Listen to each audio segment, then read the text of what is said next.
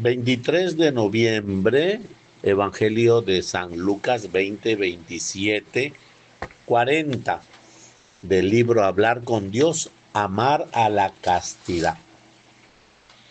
Vinieron los saduceos que niegan la resurrección de los muertos para proponer a Jesús una cuestión que, según ellos, reducía al absurdo esa verdad admitida continuamente por el resto de los hebreos. Según la ley judía, si un hombre moría sin dejar hijos, el hermano tenía obligación de casarse con la viuda para suscitar descendencia a su hermano. Las consecuencias de esta ley se presentaban como un argumento aparentemente sólida contra la resurrección de los cuerpos. Pues si 7 hermanos habían muerto sucesivamente sin dejar descendencia, en la resurrección, ¿quién será esposa de esa mujer? El Señor contestó con citas de las Sagradas Escrituras, reafirmando la resurrección de los muertos y al enseñar las cualidades de los cuerpos resucitados desvaneció el argumento de los saduceos. La objeción mostraba por sí misma una gran ignorancia del poder de Dios para glorificar los cuerpos del hombre y de la mujer, una condición semejante a la de los ángeles que, siendo inmortales, no necesitan la reproducción de la especie. La actividad procreadora se ciñe a unos años dentro de esta etapa terrena del hombre para cumplir la misión de propagar la especie y sobre todo de aumentar el número de elegidos para el cielo. Lo definitivo es la vida eterna. Esta vida es solo un paso hacia el cielo mediante la virtud de la castidad o pureza. La facultad generativa es gobernada por la razón y dirigida por la procreación y unión de los cónyuges dentro del matrimonio. La tendencia sexual se sitúa así en el orden querido por Dios en la creación, y aunque a causa del profundo desorden introducido en la naturaleza humana por el pecado original y por los pecados personales, a veces resulta precisa la lucha ascética para mantener esta ordenación. La virtud de la castidad lleva también a vivir una limpieza de mente y de corazón, a evitar aquellos pensamientos, afectos y deseos que apartan del amor de Dios según la propia vocación. Sin la castidad es imposible el amor humano y el amor de Dios. Si la persona renuncia al empeño por mantener esta limpieza de cuerpo y del alma, se abandona a la tiranía de los sentidos y se rebaja a un nivel infrahumano. Parece como si el espíritu se fuera reduciendo, empequeñeciéndose hasta quedar en un puntito, y el cuerpo se agranda, se agiganta hasta dominarlo todo. El hombre se hace hincapié de entender la amistad con el Señor. En los primeros tiempos, en medio de un ambiente pagano hedonista, la Iglesia amonestó con firmeza a los cristianos sobre los placeres de la carne como crueles tiranos, después de envilecer el alma de la impureza, la inhabilitan para las obras santas de la virtud. La pureza dispone, la pureza dispone el alma para el amor divino, para el apostolado. La castidad no consiste solo en la renuncia del pecado, sino en algo, no es algo negativo. No mirar, no hacer, no desear. Es entregar el corazón a Dios. delicadeza y ternura en el Señor, afirmación gozosa, virtud para todo que se ha de vivir según el propio estado. En el matrimonio la castidad enseña a los casados respetarse mutuamente y a quererse en un amor más firme, más delicado y más duradero. El amor consiste en que las relaciones conyugales, sin dejar de ser carnales, se revistan, por decirlo así, de la nobleza del espíritu y estén a la altura de la dignidad del hombre y de la mujer, ambos en un común acuerdo de comunión. El pensamiento que de la unión sexual está destinada a suscitar nuevas vidas tiene un asombroso poder de transfiguración. Pero la unión física solo queda verdaderamente ennoblecida si procede del amor y de la expresión del amor.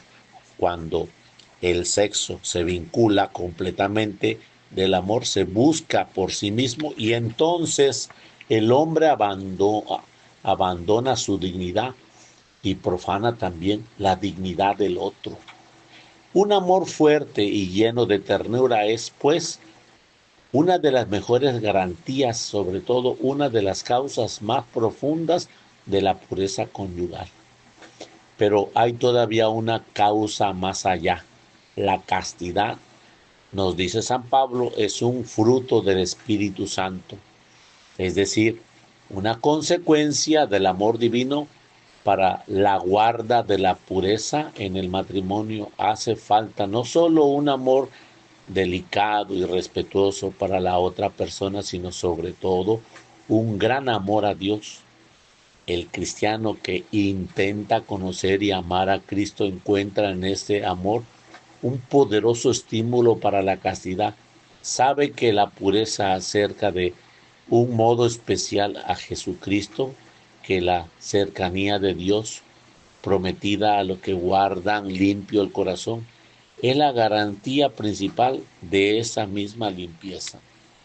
La castidad no es la primera ni la más importante virtud, ni la vida cristiana se puede reducir a la pureza, pero sin ella no hay caridad. Así, esta sí es la primera de las virtudes, la caridad, y la de su plenitud de todas las demás. Sin castidad, el mismo amor humano se corrompe y con caridad se purifica. Quien ha recibido la llamada a servir a Dios en el matrimonio se santifica precisamente en el cumplimiento abnegado, el fiel de los deberes conyugales, que para ello se hace camino cierto en la unión con Dios. Quien ha recibido la vocación al celibato apostólico encuentra en la entrega total al Señor y a los demás un Dios indiviso, corde, sin la medida del amor conyugal. La gracia para vivir felices y alcanzar una íntima profundidad misma con Dios. Si miramos hoy en Nuestra Señora, en ese día de la semana, el sábado, muchísimos cristianos tienen especial presente. Vamos, que en ella se dan de modo sublime estas dos posibilidades que en el resto de las mujeres se excluye, la maternidad y la virginidad. En nuestras tierras las llamamos muchas veces simplemente la Virgen y la Virgen María. Y tratamos como madres. Fue voluntad de Dios que su madre sea a la vez virgen. La virginidad de ser pues un valor altísimo a los ojos de Dios y encierra un mensaje importante para los hombres de todos los tiempos. La satisfacción del sexo no pertenece a la perfección de la persona, sino a la procreación, y no es juego. La palabra de Jesús cuando resucita de entre los muertos, ni se casarán, ni serán dados en matrimonio, indica que hay una condición de vidas sin matrimonio en la que el hombre, varón y mujer, haya, haya en un tiempo la plenitud de su donación personal y de la comunión entre las personas, gracias a la glorificación de todo su ser, en una unión permanente con Dios, cuando la llamada a la conciencia por el reino de los cielos encuentra eco en el alma humana. No resulta difícil percibir allí una sensibilidad especial del espíritu humano, ya que en la condición terrena parece anticipar aquello de lo que el hombre será partícipe de la resurrección futura. La virginidad y el celibato y la caridad apostólica son aquí en la tierra un anticipo del cielo. La virginidad, la caridad y el celibato son un anticipo en la tierra del cielo. A la vez, la doctrina cristiana ha afirmado siempre que el sexo no es una realidad vergonzosa, sino una dádiva divina que se ordena limpiamente a la vida, al amor y a la fecundidad. Ese es el contexto, el trasfondo en el que se sitúa la doctrina cristiana sobre la sexualidad. Nuestra fe no desconoce nada de lo bello, de lo generoso, de lo genuinamente humano que hay aquí abajo. Quien entrega a Dios por amor todo su ser, sin mediar un amor humano en el matrimonio, no lo hace por un supuesto valor negativo al matrimonio, sino una vida de valor particular para está vinculado a una opción que hay que descubrir y aceptar personalmente como vocación propia.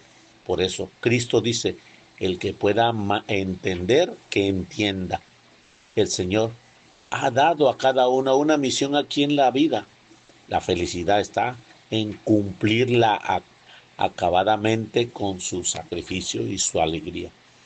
La castidad vivida es el propio estado en la especial vocación recibida de Dios, en una de las mayores riquezas de la Iglesia ante el mundo. Nace del amor y al amor se ordena.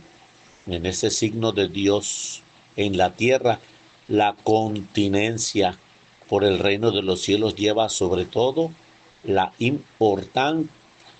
la impronta de de la semejanza de Cristo, que en la obra de la redención hizo él mismo esta opción por el reino de los cielos. Los apóstoles, apartándose de la tradición de la antigua ley, de la antigua alianza, donde la fecundidad procreadora era considerada como una bendición, siguieron el ejemplo de Cristo, venciendo de que así se seguía más de cerca y se descomponía mejor, se disponía mejor para llegar a cabo la misión apostólica recibida.